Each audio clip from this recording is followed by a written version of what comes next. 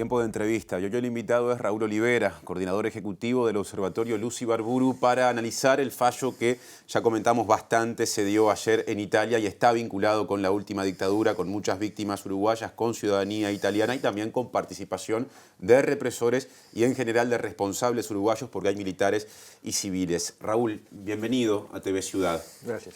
A modo de brevísimo resumen, 24 personas fueron condenadas en Italia ayer a cadena perpetua, de las cuales 13 son uruguayas, todos hombres, 13 uruguayos, 12 exmilitares, un civil, el ex canciller de la dictadura y también del periodo previo, ya con Bordaberry en el poder, Juan Carlos Blanco, y de los 12 militares o exmilitares condenados, uno estaba en libertad, Jorge Trócoli, prófugo de la justicia uruguaya en Italia desde el año 2007, que ayer también recibió condena. Sí. ¿Cuál es la primera sensación que todo esto, que es muy complejo, les dejó a ustedes y a usted en particular? Hay otro que está en libertad. Otro más, a ver. Pedro Mato Narbondo está requerido acá en Uruguay y también se dio a la fuga y se supone que anda por Brasil o algo por el estilo, pero él está imputado acá en Uruguay de diversas causas y también fue condenado a cadena perpetua en Brasil. O sea que la sentencia esa, desde el punto de vista, digamos, legal del proceso, tiene importancia en el caso de Trócoli y en el caso de Mato Narbondo, porque, bueno, Italia también lo requerirá, bueno, y la captura internacional de ellos, de él, bueno, va a depender de alguna manera del trabajo efectivo que haga Interpol y las coordinaciones que de alguna manera existen a nivel internacional para ver. En caso de estar en Brasil, ha habido algunas dificultades con otros represores que se han ido a Brasil y, bueno, y Brasil tiene una política desde el punto de vista de las extradiciones que no es favorable muchas veces a ella, ¿no? O sea, tenemos a otra persona que está también en Brasil y que está imputada acá en Uruguay en varios delitos, sin embargo no hemos logrado su extradición. En el caso de Trócoli ese problema no se genera porque siempre se supo que estaba en Italia, es decir, el paradero estaba determinado. Sí, hay una dificultad ahí porque el fallo de la justicia italiana no establece medidas cautelares. O sea, medidas cautelares me refiero desde el punto de vista de cerrar fronteras o algo por el estilo para evitar su fuga. Creo que la Fiscalía está trabajando desde el punto de vista de ver cómo logra establecer alguna medida cautelar que asegure que en estos 3 o 4 meses que va a demorar en leerse la sentencia y por lo tanto en quedar firme, Trócoli no se tome la de Villadiego. Claro, ya adelantó su abogado que va a apelar, no me quiero adelantar al tema, pero ahora sí le vuelvo a preguntar o a plantear, ¿cuál es la primera sensación después de esto tan importante? Por un lado, regocijo ciudadano, ¿no? Porque efectivamente yo estaba recordando el otro día con María Bellisi, que tiene 94 años, que estaba con nosotros ahí cuando hicimos la conferencia de prensa con Italia, y con otras compañeras que de alguna manera estuvimos en fines de los años 90, 99 me acuerdo, era María Bellisi, Aurora Meloni, que es otra que vive en Italia también, María Stergati, que se integró después, Luz Ibarburu, y Marta Casal, me acuerdo, y en una reunión donde estaba inclusive Felipe Michelini, donde largamos de alguna manera la idea de esa causa que tenía un elemento muy importante en Italia, que era también otro de las denunciantes, que era Cristina Miura, que era la esposa de Bernardo Arnone, un desaparecido en Argentina, que nos pusimos a trabajar en ese sentido para presentar esa causa que se da en un marco que me parece que es interesante que la ciudadanía lo entienda. En aquellos momentos, fines de los 90, el tema de la caducidad estaba con toda su esplendor, digamos, todas las causas que se hubieran presentado terminaban, digamos, amparados por la ley de caducidad. No había aparecido Simón, no había aparecido Macarena Gelman, no había habido la sentencia del caso Gelman. O sea, era un panorama muy negro acá en el Uruguay con relación a la justicia. Y bueno, y ahí empezamos a presentar causas en Argentina, presentamos también ante Garzón en el 98. Todo eso desde un papel muy importante de la Secretaría de Derechos Humanos del PICNT, que siempre, no es que a veces nos dice, ustedes creen mucho en la justicia. No, nosotros no es que creemos en la justicia, nosotros lo que creemos que había un campo de batalla en el terreno judicial que había que darlo. Entonces, en ese sentido, buscamos en otros países, en función de la concepción de justicia universal, digamos, de delito de lesa humanidad, de esa obligación que tienen los estados en cualquier momento y en cualquier lugar perseguir determinados crímenes. Bueno, ahí fue que presentamos esa causa en Italia. Yo recordaba que en aquel momento Italia, cuando hizo la primera lista de requeridos, o sea, de incorporar, digamos, a un registro de militares uruguayos requeridos, nos pedía que nosotros diéramos la fecha de nacimiento de cada uno de ellos. Ahora, en aquel momento, en los años 90, era muy difícil saber. A veces de algunos de ellos ni siquiera conocíamos la cara, le conocíamos la foto. Y fue una labor titánica, me acuerdo, de lograr, rastreando por todos lados, a ver dónde encontrábamos un lugar que nos diera la fecha de nacimiento para poderlos incorporar, si no los incorporábamos. Y me acuerdo que el último día que vencía el plazo, yo vivía en una chacra afuera y ese día que se producían apagones muy seguidos. Se produce un apagón y yo tenía que mandar eso por internet a Italia y bueno, y no podía hacerlo, y viví bastante lejos de una ciudad, bueno, y me acuerdo que salimos al filo del plazo que vencía eso, logramos meter la lista. Entonces, durante todos esos años fue un esfuerzo muy grande que no lo hizo el Estado. El Estado en esta última parte hizo un esfuerzo, pero en aquel momento no. La gente que viajó de acá del Uruguay, todos los testigos que nosotros mandábamos de acá de Uruguay para aportar información ahí, eran financiados por las organizaciones sociales, por el movimiento, digamos, Derechos Humanos de Italia. Bueno, que todo eso después culminara con una sentencia de primera instancia fue una frustración muy grande. Ahora, que en el Tribunal de Apelaciones tuviera esa sentencia, por supuesto, nos produjo una satisfacción ciudadana y por otro lado una cierta vergüenza de que en un país tan lejos, que habla otro idioma, que tiene otra lógica, que ni siquiera tiene incorporado al derecho penal al delito de tortura, llegar a esa conclusión, y acá en Uruguay estamos como estamos, también nos llevó una reflexión, digamos, amarga con relación a por qué en el Uruguay, que de alguna manera teníamos las mismas pruebas, tenemos los mismos elementos que podríamos aportar a todas las causas, estamos como estamos. Pero más allá y me parece interesante venir y después comparar el caso uruguayo, ¿no? Pero sobre lo que pasó en Italia, recuerdo cuando se dio el fallo de primera instancia que prácticamente, era uno, recuérdame o corríjame, en este caso era de Juan Carlos Blanco. Juan Carlos Blanco. Que era el que quedaba en esa situación, ¿no?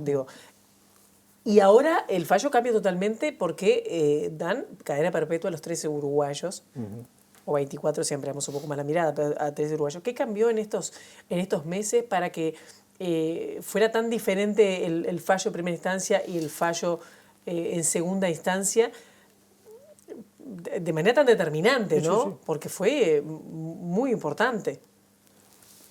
Cambiaron varias cosas. La primera cosa me parece que fue el cúmulo de información que se logró aportar nueva. O sea, en estos últimos tiempos, de alguna manera, algunos hechos que han sucedido acá en el Uruguay, y algunos que no tienen nada que ver con Uruguay, pero la desclasificación de algunos documentos en Estados Unidos, bueno, se empezó a conocer de alguna manera. Pero fue tan relevante porque fue en muy pocos meses eso, y hay mucha información que ya estaba antes. Claro, pero el hecho de aportar esa información, y en ese sentido creo que también desde la sociedad civil se hizo una presión muy grande sobre el Estado uruguayo para que efectivamente tomara determinadas medidas. Una de ellas tenía que ver inclusive con el abogado que representaba al Estado uruguayo. Que lo cambiaron, que quedaron muy desconformes. ¿Por qué quedaron tan desconformes? ¿Qué aportó este segundo abogado que dio también ese aporte? Le dio tenía una lógica distinta con relación al trabajo, digamos, el trabajo judicial y su relación con las organizaciones sociales. O sea, el abogado anterior era una persona que no solamente tenía una estrategia que nosotros no compartimos y de alguna manera no tenía ese elemento clave que en todos lados ha sido fundamental para que las causas avancen, que es una buena relación y una sinergia con las organizaciones sociales. Claro. Digamos, no hay que pensar que simplemente por tener un título de abogado y saber de derecho se puede avanzar en una causa. Se necesita de alguna manera elementos para entender cuál es la lógica que uno quiere imprimir en un juicio. Y en ese sentido me parece que el cambio ese, bueno, se debió en parte porque denunciamos muchas veces la situación del abogado, que no nos parecía que fuera bien. Bueno, y el Estado tomó la determinación de cambiarlo, que nos parece bien, y en ese sentido también aportó un conjunto de información. O sea, hay un elemento, la fuga de los militares, de alguna manera, haber aportado todos esos elementos implica conocer de alguna manera lo que hacían ellos y ¿cómo te voy a decir? El contexto represivo, hay un contexto que es político y hay otro contexto que tiene que ver marcado con los elementos, con los documentos que uno va encontrando y dándole una lógica. Ahora, esa era la gran dificultad que nosotros tuvimos en primera instancia y yo creo que se superó en la segunda instancia, que era que los jueces entendieran algo que, ojo, que no es fácil de entender porque los jueces nuestros, muchos de ellos todavía no han entendido que ponerse al frente de estos delitos no hay que verlo con la misma lógica que vemos los delitos comunes, porque es un aparato del Estado armado, donde ponen en funcionamiento toda la institucionalidad y que se transforma en una organización delictiva. Entonces, para eso se precisa una mirada nueva. Y se precisa una mirada nueva y se precisa también una lógica de incorporar los avances que ha hecho la humanidad desde el punto de vista del derecho internacional. Bueno, en eso creo que se logró de alguna manera crear ese ámbito en este nuevo tribunal que llevó a esa situación, digamos, de esta condena perpetua que muchas veces nos dicen algunos, dicen, bueno, pero ¿qué sentido tiene condenar a cadena perpetua gente que efectivamente no va a cumplir la condena? Claro, el efecto práctico va a tener solo para 2. Claro, va a tener solo efecto para 2. Pero, entonces yo digo, no, pero lo que pasa es que hay países que condenan a veces a 300 años de cárcel. Sí, entonces uno dice, ¿por qué? Bueno, cuando lo que está diciéndole a la sociedad es que lo que cometió ese delito merece 3 veces ser condenado por la gravedad del hecho, tiene un valor simbólico. Entonces el hecho concreto de que le den cadena perpetua a ellos, acá en Uruguay creo la pena máxima que son 30 años. Sí. 30 años y algunos años de seguridad que se le puede dar. Bueno, la cadena perpetua implica justamente una valoración por parte de un tribunal en el extranjero de lo que significó el Plan Cóndor. Y eso de alguna manera también es una señal para el sistema judicial uruguayo. Raúl, un par de apuntes. El primero, Andrea Speranzoni es el nombre del abogado. Creo sí. que es justo mencionarlo teniendo en cuenta que su actuación termina siendo clave. Y ya que estamos en ese punto, sí. Este año hubo, más a comienzos de año y por otras cuestiones, algunas divergencias entre sectores de la sociedad civil, inclusive políticos, y la manera como Presidencia trató temas vinculados con el pasado reciente. Sí. En este caso, el Estado está presente en Roma por la presencia del mismo Miguel Toma en su momento cuestionado. Hay, en torno a un tema distinto, un resultado visible recién comentado. ¿Entiende que esto vuelve a acercar partes que hace un tiempo y por otras cosas estuvieron distanciadas? Bueno, en parte también el Estado tiene que corregir un error del Estado. Porque en el tema de que Trópoli esté libre también fue un error que se cometió en un determinado momento. O sea, cuando estaba el abogado que estaba, el representante, digamos, diplomático que había de Uruguay en Roma, no cumplió con los plazos y permitió la libertad. Entonces, de alguna manera también hay un hecho de corregir un error del Estado. Una omisión propia. Una omisión propia. Ahora, yo creo que muchos dicen, ustedes en general están poniéndole palos a la rueda del gobierno. Yo creo que una organización de derechos humanos tiene la obligación de ser el vedor y el que está pegándole siempre, perdone con la palabra, con la picana al gobierno a los estados, para que de alguna manera actúen en estos temas. Y yo creo que muchas veces hemos tenido dificultades y seguimos teniendo dificultades, porque el Estado me parece que ha tomado con relación al tema de los derechos humanos en el Uruguay, con relación al pasado reciente, nos ha dicho, bueno, en realidad nosotros creamos todo el escenario que era posible por parte nuestra, ahora el problema está en el Poder Judicial. Bueno, eso es una manera de ver la realidad distinta, porque la condena que tiene el Uruguay por parte de la sentencia Gelman condena al Estado en su conjunto. Entonces, ¿qué medidas ha tomado el gobierno o el Estado para que esas instituciones, digamos, en el caso concreto del Poder Judicial, piensen acorde a las obligaciones internacionales que el Estado tiene asumidas como propias? Bueno, entonces, ahí tenemos una dificultad que el Estado la debería haber resuelto. A veces el Estado comete algunos errores, errores que de alguna manera tenía el abogado italiano que removieron. que era no articular con el resto de la sociedad civil y no articular inclusive con los otros abogados que existían en la causa, porque cada uno de las víctimas tenía sus abogados particulares, muchos de ellos pagados, en el caso concreto Gerardo Gatti lo pagaron las centrales sindicales italianas, bueno, esa articulación no existía. Y acá en Uruguay, por ejemplo, te pongo un ejemplo, ahora una de las chicanas que está teniendo la defensa de los militares son los recursos de inconstitucionalidad. Uno de ellos, que ha sido muy usado en estos últimos tiempos, es el recurso contra la ley que creó la Fiscalía Especializada. Es cierto que ahora ha habido un par de sentencias que dicen bueno, que la ley que creó la Fiscalía Especializada no es inconstitucional. Pero hubo todo un periodo de demora por todo eso, porque el gobierno hizo algo que no hizo con ninguna Fiscalía Especializada, la creó por ley. Porque acá hay varias fiscalías especializadas, pero la única que da por ley es esta. Y cuando se crea por ley, habilita a que la defensa de los militares presenten recursos. Bueno, entonces esas cosas, que si lo hubieran hablado con la sociedad civil, no señores, no lo hagan por ley, háganlo como hicieron las otras, por el razón administrativo, y no le den la chance de que el gobierno, de que la defensa de los militares actúen, digamos, con las chicanas estas que a veces demoran casi un año a veces en resolverse. Bueno, entonces esas son las medidas que uno a veces espera que el gobierno las solucione. Raúl, usted no es, hasta donde yo sea abogado, Sí. pero la vida lo ha familiarizado con estas cuestiones, ¿no? Y aquí está. ¿Usted piensa que a partir de lo que pasó ayer puede haber, o que lo que pasó ayer puede generar consecuencias en causas abiertas en este país, o que se puedan abrir en otros lados? Yo creo que hay algo que en estos 20 años, el fiscal Giancarlo Capaldo, que fue el que inició, digamos, la investigación por parte de la Fiscalía Italiana, en estos 20 años, no en todos los 20 años, pero en una gran parte de esos 20 años lo usó porque él en principio acudió a la policía italiana para encontrar elementos para armar la causa y no encontró nada. Entonces hizo una cosa que me pareció que es muy interesante, que fue vincularse con algunas de las víctimas y con ellos articular y empezar a buscar información en todo el mundo. Entonces él se recorrió, fue a Estados Unidos, fue a Francia, en todos lados donde había alguna causa vinculada al Plan Cóndor, vino acá al Uruguay varias veces, iba a la Argentina, recopiló un conjunto de información muy importante que puede ser importante para las causas de acá. Es más, hay cosas que se presentaron ahora y que fueron muy importantes en el juicio de Italia que acá en Uruguay no se conocían todavía. ¿Por ejemplo?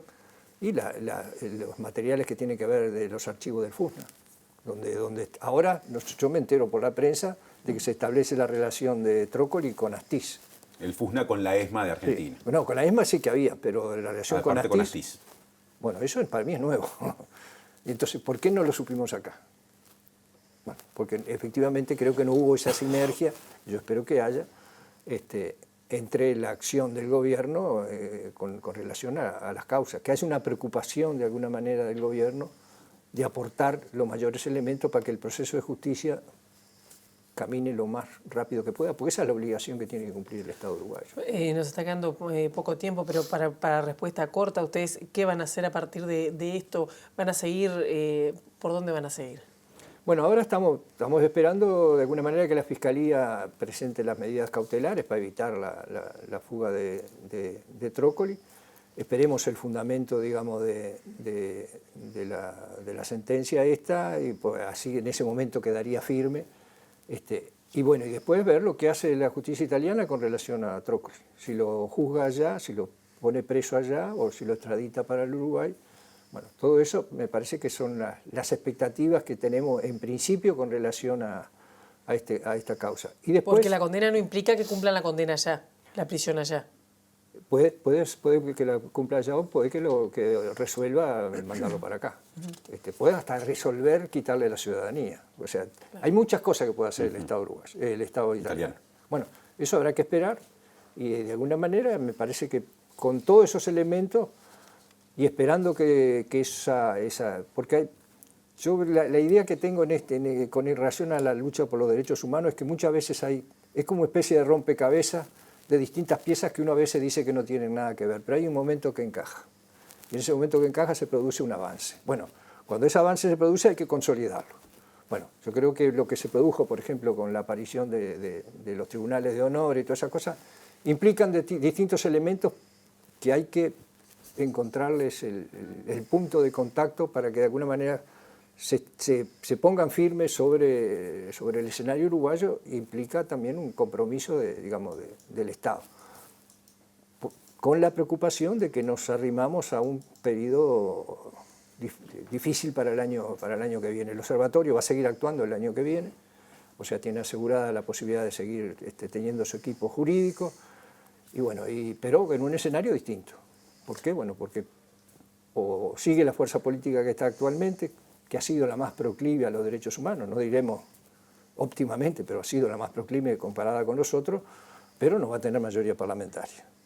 Y si gana la oposición, históricamente han tenido una posición con relación al tema de los derechos humanos muy discutible, digamos, y muy en contra de lo que pensamos nosotros. Entonces, en ese escenario me parece que la sociedad civil, y en este caso las organizaciones como el Observatorio y todo el resto de las organizaciones civiles, tenemos que trabajar para fortalecer la sociedad civil en su conjunto, porque la ofensiva no solamente puede venir con relación a estos temas, sino con la agenda de derechos humanos que hemos conquistado. Ahora, y esto ya tenemos que ir cerrando, pero sí, hay organizaciones que han sido mucho más críticas con respecto a que en estos periodos de gobierno sí, tenían mucha más expectativa y no se ha dado a nivel de derechos humanos justamente en esta temática. No se ha avanzado lo que se esperaba. Eso es cierto. O sea, nosotros teníamos expectativas de que con un gobierno que de alguna manera integrado por fuerzas que habían sido las víctimas privilegiadas del terrorismo de Estado, con una obligación internacional establecida por la sentencia de caso Gelman, estaban dadas las condiciones para que se trabajara para cumplir esa sentencia. Pero tenemos el problema de la designación de los ministros de la Suprema Corte de Justicia, la falta de transparencia del sistema judicial, y tenemos cosas buenas. Digámoslo también, la creación de la Fiscalía Especializada ha sido un paso muy importante, tardío, muy tardío, pero es un paso muy importante. Y en ese sentido hay que ver qué es lo que pasa con los alrededor de 50 o 60 pedidos de procesamiento que hay pendientes, cuando lo resuelven. Bueno, esperemos que la ola que se creó en Italia de alguna manera tenga algún efecto acá en los juzgados de primera instancia y lo resuelvan de una vez por todas. Gracias, Raúl, por este rato para TV Ciudad y para Informe Capital. Hasta la próxima. No, gracias a ustedes.